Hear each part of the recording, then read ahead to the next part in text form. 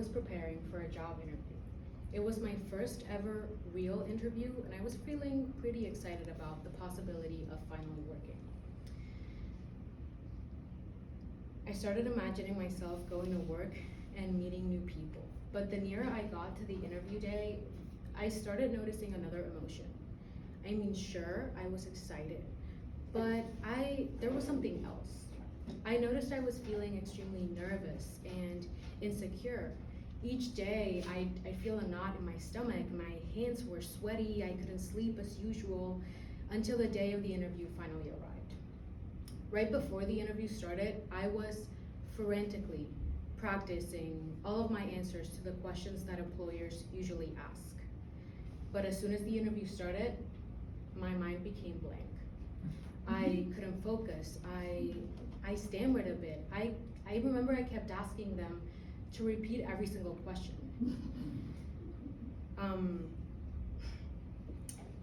Ultimately, I forgot everything I had practiced, and my emotions went from nervousness to total terror. I couldn't figure out why I was having such intense emotions, and during the interview, I ended up never being able to get a hold of my emotions. But as you can imagine, that was because my emotions didn't serve me. They ended up being debilitative. And that was my first experience with debilitative emotions causing a setback at work. Maybe something similar has happened to you in your work life where you couldn't get a hold of your emotions. Maybe you felt some intense debilitative emotions during an interview like me. Or maybe on your first day at a new job, you were so excited that you ended up being too chatty and obnoxious. Or maybe while talking to your boss, you were so nervous that you ended up being too quiet and you seemed like you were not knowledgeable about an issue that you were actually quite versed in. Even though that was my first experience with handling debilitative emotions at work, it was definitely not my last. But through research and personal experiences, I've learned more about debilitative emotions and how to cope with them. Even though debilitative emotions may always be a part of our experience, we do not have to be victims to negative emotions. So today I'm going to talk to you about how to manage debilitative emotions so that you get to thrive at work. But for this to happen, I'm first going to tell you how debilitative emotions can hinder your professional success, 2 of the fallacies that can accompany these negative emotions and set you up for failure. And once we have an understanding of these fallacies and of the root causes, I will share with you some of the ways that we can manage those debilitative emotions. Now let's look at how debilitative emotions can hinder our professional success. In order to manage debilitative emotions at work, we must first recognize that they can hinder our professional success because of their duration and their intensity. These are 2 very important parts of debilitative emotions. The intensity of our emotions refers to the magnitude in which we are feeling them. The level of intensity of our emotions will say how we will respond to these emotions. Some intensity can be constructive, but too much intensity can definitely make the situation worse. For example, being a little bit nervous before an interview is totally fine, but feeling total terror, that's something else. The other part of debilitative emotions is their duration, meaning how long we allow these emotions to stay within us. If we don't interrupt these emotions, then the outcome is negative and even destructive. And they often lead to what social scientists call rumination, which is when we dwell on negative thoughts so much that they intensify our negative feelings.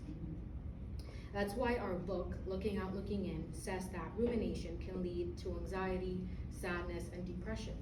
This shows that dwelling on negative emotions at work can have a huge impact on our professional success. So it's okay to feel bad for a while after something happens to us at work, but it's not okay to feel bad forever. Ultimately, ruminating on debilitative emotions at work will detract from effective functioning at work. Now that I've told you how these emotions can make you unsuccessful at work because of their duration and intensity. Let me show you some of the fallacies which can accompany these emotions and lead to unsuccessful interactions at work. The second reason we need to manage debilitative emotions at work is that they can lead to fallacies, which will cause our demise at work. Now, when we speak about fallacies, we're talking about irrational thoughts, which we have as a result of debilitative emotions. These fallacies lead us into making illogical and false conclusions, and that will affect our effectiveness at work. And here's the thing, we may not be aware of these thoughts, and that's what makes them so powerful. That's the problem right there. Not knowing that we've been thinking irrationally is the issue, ignorance. Because if we don't know that we are having irrational thoughts, then we will keep contributing to our demise at work. But today, I'm going to tell you about two of the fallacies involved. The fallacy of perfection and the fallacy of catastrophic expectations. And once you understand them, you'll see why they can interfere with our interpersonal relationships at work. Let's begin with the fallacy of perfection. This fallacy comes from a debilitative emotion in which we think we should be able to do everything perfectly. And we set an unrealistic goal for ourselves where we need to have total and complete perfection all the time. This is impossible in any scenario, but especially at work. It makes us think that people will not appreciate us if we're not perfect. And so it makes it hard for us to admit our mistakes. For example, this is most likely what was happening in my head during my interview. I was leaning so much into this fallacy of perfection that I ended up sabotaging myself. Then there's the fallacy of catastrophic expectations, which can lead to irrational thoughts and illogical conclusions. And it comes when we assume that if something bad can possibly happen, it definitely will. And so at work, it makes us imagine the worst possible catastrophic consequence. For example, a typical catastrophic expectation may sound like, if I don't complete this task perfectly, I will get fired. You're most likely not going to get fired. You made a mistake and you were not fired. But these thoughts will create harmful, debilitative emotions, and a self-fulfilling prophecy will begin to build. And this is where you can end up sabotaging yourself at work. These two fallacies can cause our demise at work and make us have unsuccessful interactions. So far, we've looked at why we need to manage debilitative emotions at work because of their intensity and duration, and explain some of the fallacies involved for you to see how they impact our interpersonal relationships at work. Now here's the good news. We don't ever have to be victims to our debilitative emotions, especially at work. There are several strategies which we can use to assist us. So today, I want to show you a 4-part framework that you can use to manage your debilitative emotions. Learning to manage your debilitative emotions will ensure that you are more successful at work. After years of research, social scientists have come up with these 4 steps that if we follow them, they can help us minimize the impact that debilitative emotions have on us at work, or even help us overcome them completely. The first step is being aware of your emotions. So try to name the emotion you're feeling. Ask yourself, what is happening internally at this moment? By naming the emotion, we gain self-awareness of what that emotion is doing to us, both physically and emotionally. For example, if you know there's a certain coworker whom you typically don't get along with, it's important that you're aware that you can get more easily annoyed with this person. The second step is to know your triggers. So ask yourself, what caused this emotion to develop inside of me? What caused it to rise to the surface? Then you may be able to get control of your emotions when handling situations, or maybe you can avoid them altogether because you know what will trigger you. The third step is to check your self-talk.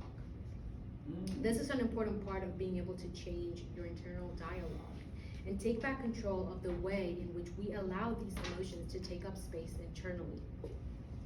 So going back to that coworker example, if you allow yourself to get aggravated by your coworker, you might start to hate your job as a whole. You're letting the interactions with this one person affect your overall experience of the workplace. The fourth step is to combat irrational beliefs with logic. You're not a bad person because you don't get along with one coworker. True.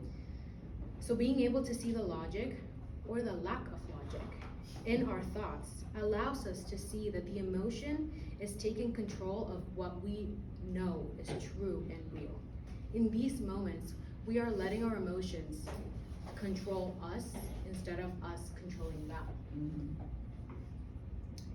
Now that we know the 4 steps that can help us minimize or overcome our debilitative emotions at work, I want to end by saying that knowing why our emotions can hinder our professional success, the fallacies that we may be feeling, and how to manage them will help us have a better understanding of the power that debilitative emotions have in workplace settings. We can train ourselves and we can practice the 4 steps to ensure that we're not letting our emotions prevent us from being professionally successful. Thank you.